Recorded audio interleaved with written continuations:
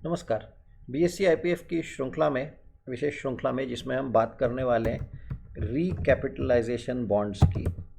Recapitalisation bonds ये वो bonds होते हैं जो भारत सरकार इशू करती है बैंकों के लिए। ये बैंकों का रिकैपिटलाइजेशन होता है, पीएसयूज़ का, पब्लिक सेक्टर बैंक्स का। तो जिसमें government of India bond issue करती है। वो जैसे अभी हम ये उदाहरण पंजाब और सिंध बैंक का देखेंगे। पंजाब एंड सिंध बैंक वो बॉन्ड्स को इशू सब्सक्राइब करती है और फिर वो जो पैसा भारत सरकार के पास आता है वो वापस से उसी बैंक में लगाया जाता है एज इक्विटी करके। सो बाद में इट इज़ इक्विटी इन्फ्यूजन।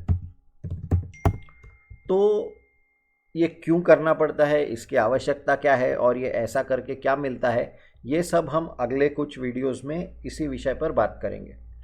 तो सबसे पहले हम देखेंगे कि what is a recapitalisation bond and what is the need. तो यहाँ पे कुछ न्यूज़ आर्टिकल्स हैं, हम उसमें से कुछ पढ़ेंगे और एक एक देखेंगे। तो these are dedicated bonds to be issued at the behest of the government for recapitalising the trouble sector PSB. इसका क्या मतलब है कि ट्रबल्ड यानी कि एनपीए बहुत ज़्यादा है पब्लिक सेक्टर बैंक्स में।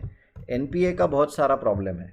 अब एक बैंक है जिसके पास एनपीएस पड़े हुए हैं और वो एनपीएस का प्रॉब्लम कैसे सॉल्व किया जाए, तो उसके लिए एक सॉल्यूशन क्या है कि recapitalisation bonds, the term recapitalisation means giving equity money to cover debt of an entity.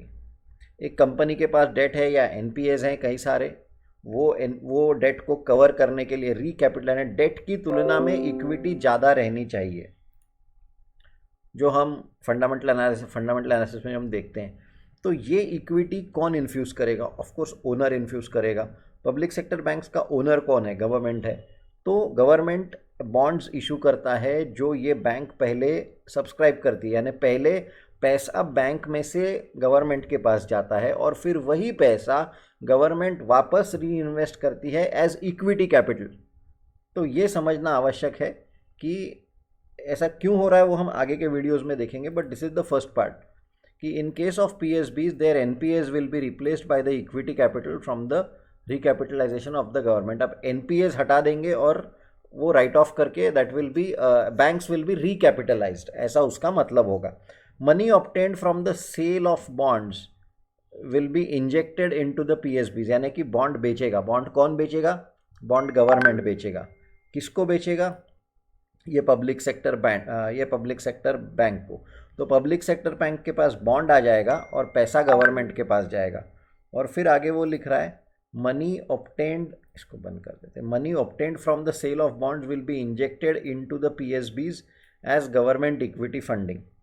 तो ये एक सर्कुलर रूट रहेगा या सर्कुलर रूट होता है कि जिसमें गवर्नमेंट ऑफ इंडिया ये बैंक्स को रिकैपिटलाइज करती है। This is what is the meaning of the word recapitalisation of bond, recapitalisation bond.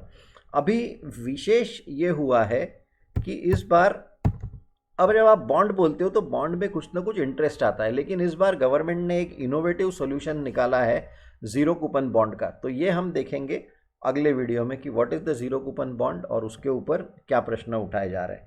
तो ये बीएससी आईपीएफ की और सेबी की श्रृंखला है। इसमें ये 6 वीडियोज़ हम बना रहे हैं। आप ये वीडियोस देख रहे हैं, इसके लिए बहुत बहुत धन्यवाद। उद्देश्य ये है कि ऐसे सब जो विषय है ये हमको समझ में आए ताकि हम भी फिर निर्णय या निवेश अच्छे इससे कर सकें। तो कमेंट्स में thank you BSc and SEBI अवश्य लिखिए। Thank you very much.